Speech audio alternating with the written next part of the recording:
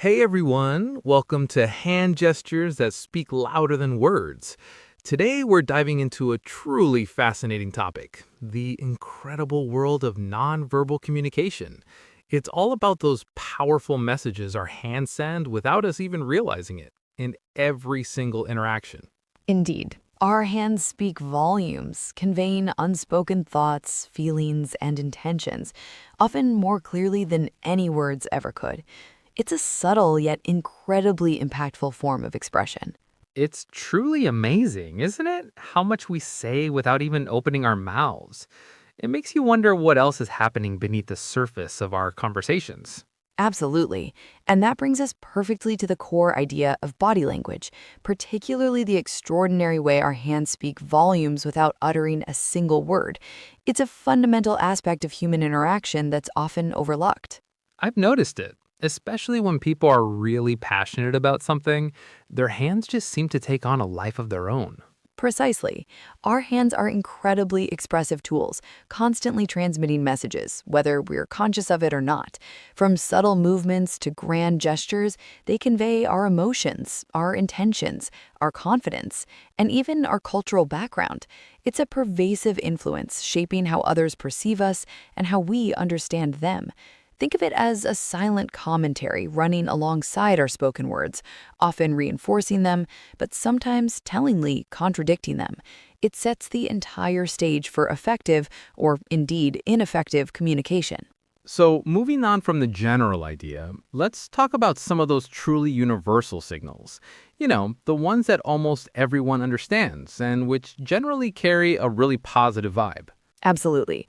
It's quite remarkable how certain hand gestures transcend linguistic barriers and cultural nuances, at least to a significant extent, conveying optimism or accord. Right? Like the classic thumbs up. If someone gives you a thumbs up, you instantly know they're saying good job, okay, or I approve. I remember once I was helping a friend move, and we finally got this ridiculously heavy sofa up 3 flights of stairs. We were both just panting, but we looked at each other and simultaneously gave a huge thumbs up. It was such a great feeling of accomplishment and mutual support without saying a word. Indeed, it's a simple, effective affirmation. Another prime example would be the high five, that immediate, impactful gesture of shared success or celebration.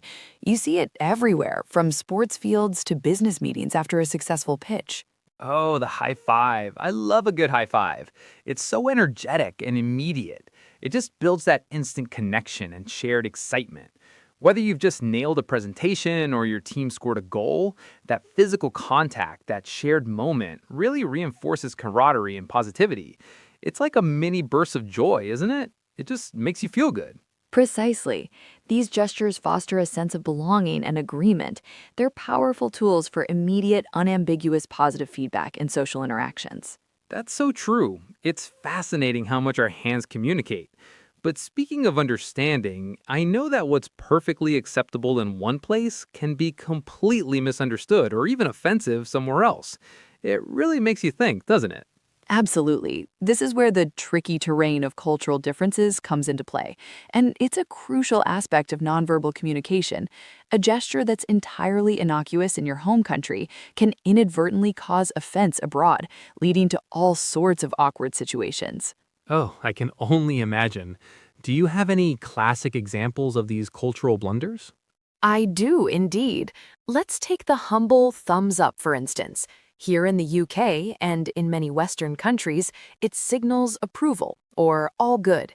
Yet, if you were to use that same gesture in parts of the Middle East, West Africa, or even some South American countries like Brazil, it can be interpreted as highly offensive, akin to an obscene insult.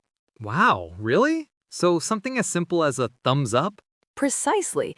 Or consider the OK sign, forming a circle with your thumb and index finger. In the United States, it means OK or perfect. However, in Brazil, Germany, and again, parts of the Middle East, it's considered vulgar, implying something rather rude. That's incredible. It highlights just how important it is to be aware. It certainly does. And there's also the come here beckoning gesture, curling your index finger inwards. While common in Western cultures, in many Asian countries, it's considered extremely rude, often reserved for calling animals, or even associated with inviting someone to a fight. You really must be mindful when traveling. It's always best to observe local customs, or, when in doubt, avoid hand gestures altogether until you're sure of their meaning. This is also fascinating, and it makes you wonder if there's actual science behind how much our hands really influence things. Are there studies that back this up? Absolutely. There's a wealth of research on the subject. One classic example comes from social psychology, particularly studies on power posing. Researchers like Amy Cuddy have shown that adopting expansive, open postures, often involving arm and hand gestures, can actually change our physiology, reducing cortisol, the stress hormone, and increasing testosterone, associated with confidence. So, just by making yourself big, even if you don't feel confident, you can actually become more confident. That's incredible. Precisely.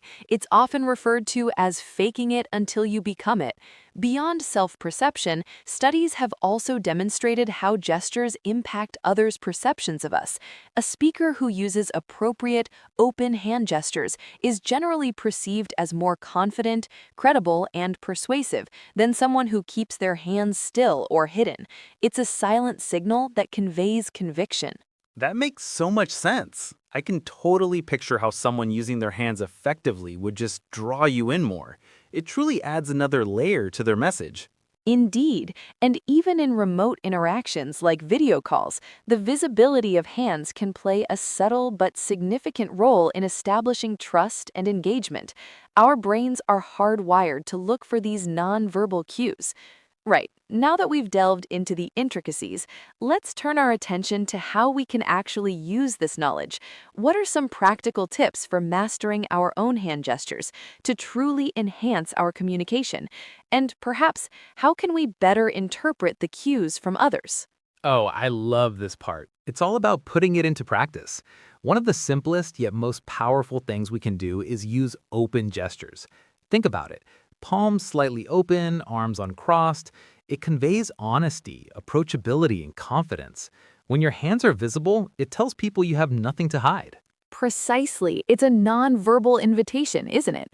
An open posture with visible hands can instantly put people at ease and make your message feel more transparent and trustworthy. Conversely, closed-off gestures, like hands tucked away or arms tightly folded, can inadvertently signal defensiveness or disinterest, even if that's not your intention. Absolutely. And then there's mirroring, which is fascinating. It's not about mimicking someone exactly, but subtly reflecting their posture or gestures. If someone leans in, you might slightly lean in too. If they use a certain hand movement, you might echo it gently. It builds rapport subconsciously, making the other person feel more connected to you. It's like a silent, I'm with you. Indeed. Mirroring, when done naturally and subtly, is a powerful tool for establishing empathy and connection. Our brains are hardwired to respond positively to similarity, and it can significantly enhance the flow of a conversation. It's about creating a harmonious, nonverbal environment. Yes, and the final big tip is understanding context. A thumbs up is great in many places, but as we discussed earlier, it's not universal. You have to pay attention to who you're talking to and where you are. Is it a formal meeting or a casual chat with friends? The same gesture can have totally different meanings depending on the situation and culture. That's perhaps the most crucial point. Without contextual awareness, even the most well-intended gestures can fall flat or even offend. Being observant and adaptable to the nonverbal landscape around you is key to effective communication. It's about being present and mindful of both your own body language and that of others. Well, that brings us to the end of our fascinating discussion today. We've really delved into the profound importance of nonverbal communication, specifically how our hands speak volumes without uttering a single word. It truly underscores how much is conveyed beyond the spoken language. Absolutely. From universal positive signals to the tricky waters of cultural differences, and even the science behind why these gestures matter, it's clear that understanding and consciously using our hands can dramatically enhance how we connect with others. So, our big takeaway is to become more aware. Pay attention to your own hand gestures and those around you. You might be surprised by the unspoken power you uncover in your daily interactions. It's a whole world of communication waiting to be explored.